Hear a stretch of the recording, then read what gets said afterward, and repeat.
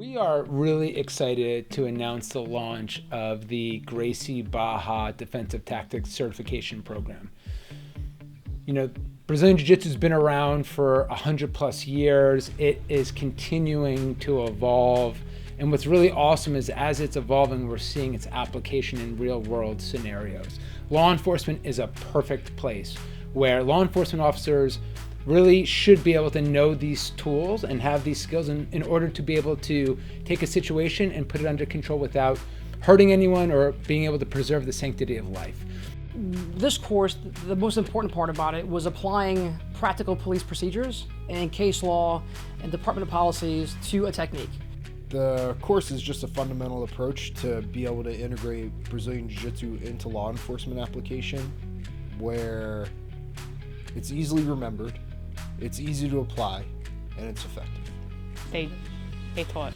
It was great. Everything was just dumbed down to the littlest aspect. It was, from someone who's never done it before, it was just, I understood it as soon as they did it. The techniques that were learned today were very adaptable, very easy to maintain and to apply.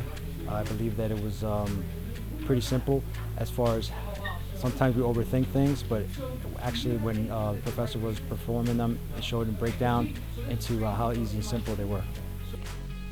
The instruction here today was fantastic. Ellie and Professor Turtle. Ellie is more of case law, practical field experience. Professor Turtle, he's going to bring in the Brazilian Jiu-Jitsu background that he has tailored to the class.